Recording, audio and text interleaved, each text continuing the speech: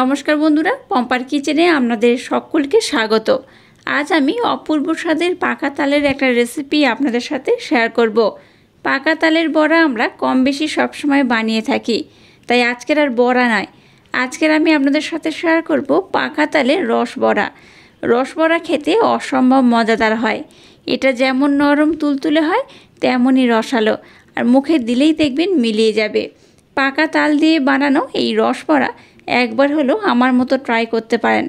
অসম্ভব সুন্দর খেতে লাগে। একবার খেলে বারবার বানাবেন। তাহলে চলুন দেরি না করে আজকের এই অপূর্ব স্বাদের পাকা তালের রসবড়ার রেসিপিটা দেখে নেওয়া যাক।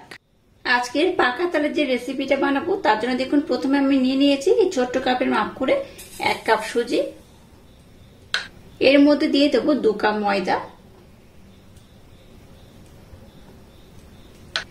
দিয়ে দেবো 1 কাপ আতপ চালের গুঁড়ি, সামান্য একটু লবণ অ্যাড করলাম। মিষ্টির জন্য দিয়ে দেবো 2 চামচ ব্লেন্ড করে নেওয়া মিচিরি, এই 2 চামচ দিয়ে দিলাম। দিয়ে দেবো সামান্য একটু এলাচ পাউডার, 2 চামচ দিয়ে দেবো মিল্ক পাউডার। ওই একই কাপের মাপ করে এখানে আমি 2 কাপ দিয়ে দেবো পাকা তালের পাল্প।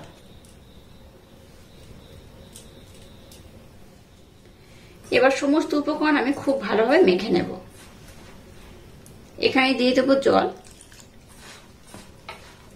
আপনারা চাইলে এখানে জলের পরিবর্তে লিকুইড দুধও ব্যবহার করতে পারেন। আমার হাতের কাছে লিকুইড দুধ নেই, তাই আমি মিল্ক পাউডার ব্যবহার করেছি। আপনাদের হাতের কাছে মিল্ক পাউডার বা লিকুইড দুধ থাকলে যে কোনো একটা ব্যবহার করলেও হবে, আর দুটো যদি ব্যবহার করেন তাও করতে পারেন। তাতে করে কিন্তু এই পিঠের স্বাদটা দ্বিগুণ বেড়ে যাবে। 1 কাপ জল দিয়ে দিয়েছি, আবার একটু আমি দিয়ে দিলাম।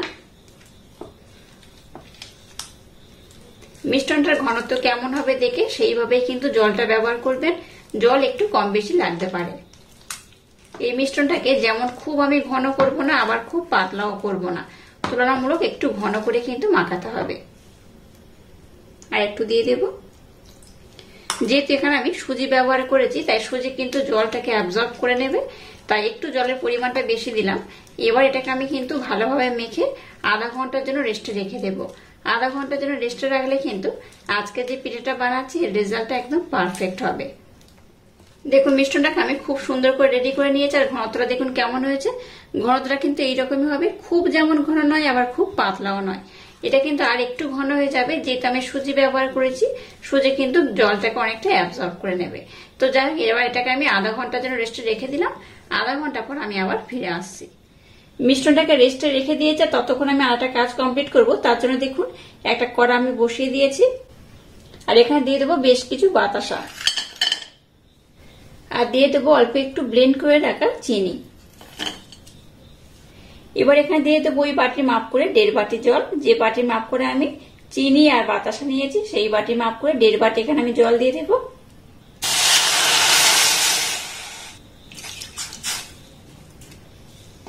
গ্যাসের ফ্লেমটাকে এবার লো টু হালকা মিডিয়াম দিয়ে এখানে একটা শিরা আমি বানিয়ে নেব। শিরাটাকে যেমন আমি খুব ঘন করব না, আবার খুব পাতলা করব না, একটু হালকা চিটচিটে ভাব করে শিরাটাকে আমি বানিয়ে নেব। গ্যাসের ফ্লেমটাকে লো টু হালকা মিডিয়াম দিয়ে দেখুন একটা শিরা আমি বানিয়ে নিয়েছি। এবার এখানে সামান্য একটু এলাচ পাউডার দিয়ে দিলাম। শিরাটা দেখুন ঘনত্ব কেমন হয়েছে, খুব যেমন পাতলা নয় আবার খুব ঘন নয়, একটু হালকা আমি চিটচিটে করে বানিয়ে নিয়েছি। এবার আমি গ্যাসটাকে বন্ধ করে দিয়ে এই শিরাটাকে আমি ঢাকা দিয়ে রেখে দেব। দেখুন আমি আধা ঘন্টা পর ফিরে এলাম। আধা ঘন্টা পর দেখাচ্ছি দেখুন মিশ্রণটা ঘনত্ব কেমন হয়েছে। এই দেখুন আগের থেকে কিন্তু আর একটু সফট হয়ে গেছে আর একটু ঘন হয়ে গেছে। তো মিশ্রণটা কিন্তু এইরকমই থাকবে, আর খুব বেশি আমি পাতলা করব না। এইরকম থাকলে আজকে যে পিঠেটা বানাবো সেটা একদম পারফেক্ট হবে। চলুন এবার আমি পিঠেগুলোকে বানিয়ে নেব। আর তার আগে বলে রাখি এখানে বেকিং পাউডার বা বেকিং সোডা কোনো কিছুই অ্যাড করার দরকার নেই। জাস্ট এইভাবে একটু মেখে রেস্টে রাখলেই হবে। একটু বেশি সময় দিয়ে রেস্টে রাখলে এই পিঠেগুলো এমনিই পারফেক্ট হবে। তো চলুন এবার পিঠেগুলোকে আমি বানিয়ে নেব। এবার দেখুন গ্যাসটাকে জ্বেলে দিয়ে একটা কড়া বসিয়ে কড়ার মধ্যে তেল দিয়ে তেলটাকে আমি মিডিয়াম গরম করে নিয়েছি। এবার যে মিশ্রণটাকে বানিয়েছি হাতের মধ্যে নিয়ে এইভাবে আমি দিয়ে দেব।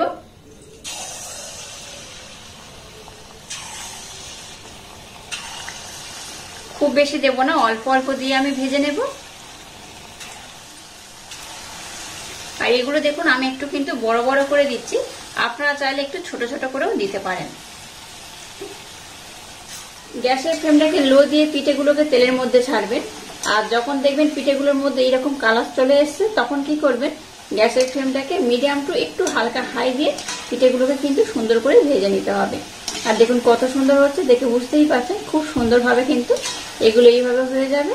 আর এগুলোকে আপনারা চাইলে একটু বেশি লাল করতে পারেন, আবার এইভাবেও কিন্তু রেখে দিতে পারেন। আমি এগুলোকে যেমন খুব বেশি লাল করব না, আবার খুব কিন্তু এইরকমও থাকবে না, একটু হালকা লাল লাল করে আমি ভেজে নেব। পিঠেগুলোকে দেখুন আমি খুব সুন্দর করে কিন্তু লাল লাল করে নিয়েছি, এর থেকে আর বেশি আমি লাল করব না, এগুলো এইরকমই থাকবে। এবার এগুলোকে আমি উঠিয়ে নেব, আর একইভাবে সবগুলোকে আমি ভেজে নেব।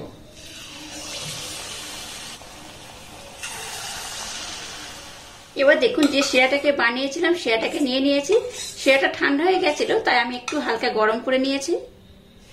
এবার দেখুন যেগুলোকে আমি ভেজে নিলাম, যে বড়াগুলোকে ভেজে নিয়েছি সেগুলো শিরার মধ্যে দিয়ে দেব। দেখে বুঝতেই পারছেন আজকের আমি বানিয়েছি রসবড়া। তো পাকা তালের বড়া কিন্তু আমরা সবসময় বানিয়েই খাই, কিন্তু পাকা তালের রস বড়ার স্বাদই আলাদা। একবার হলো ট্রাই করবেন, আশা করছি আপনাদের ভীষণ ভালো লাগবে। এবার এগুলোকে আমি সমস্ত শিরার মধ্যে দিয়ে দেব।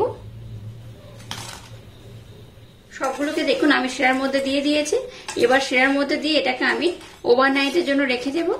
এটা যেহেতু আমি রাত্রে বানাচ্ছি তাই ওভারনাইটের জন্য রেখে দেব। আপনারা যদি সকালবেলা বানান তাহলে কিন্তু এটা 3 ঘন্টার জন্য রেস্টে রেখে দেবেন। তাতে করে এটা কিন্তু একদম নরম তুলতুলে রসালো হয়ে যাবে। আর দেখবেন এই শিরাটা মোটেও থাকবে না, সমস্ত পিঠে কিন্তু শিরাটাকে অ্যাবজর্ব করে নেবে। তো যাই হোক, এবার এটাকে আমি ওভারনাইটের জন্য রেখে দেব। তারপর আমি আপনাদের দেখাবো এই পিঠেটা কত সুন্দর হয়েছে। দেখুন এটাকে আমি 4 ঘন্টার জন্য ভিজিয়ে রেখে দিয়েছিলাম, আপনারা চাইলে ওভারনাইটের জন্য ভিজিয়ে রাখতে পারেন। আর এটা কত সুন্দর দেখুন, সমস্ত শিরাটাকে কিন্তু অ্যাবজর্ব করে নিয়েছে, দেখে বুঝতেই পারছেন। এই দেখুন শিরাটা সম্পূর্ণ অ্যাবজর্ব করে নিয়েছে, আর এটা কিন্তু বেশ তুলতুলে হয়ে গেছে। আপনারা চাইলে কিন্তু শিরার পরিমাণটা একটু কম বেশি করেও করতে পারেন। তো যাই হোক, পাকা তালের রসবড়াগুলো দেখুন খুব সুন্দর হয়েছে। আমি একটা আপনাদের দেখাচ্ছি, দেখুন কতটা নরম কতটা তুলতুল হয়েছে, এই দেখুন কতটা রসালো হয়েছে, দেখে বুঝতেই পারছেন কত সুন্দর হয়েছে। আমি একটা দেখাচ্ছি, দেখুন এই দেখুন কতটা রসালো কতটা তুলতুল হয়েছে। এই দেখুন এটা এতটাই অপূর্ব খেতে হয়, মুখে দিলেই দেখবেন মিলিয়ে যাবে, কত নরম হয়েছে দেখুন।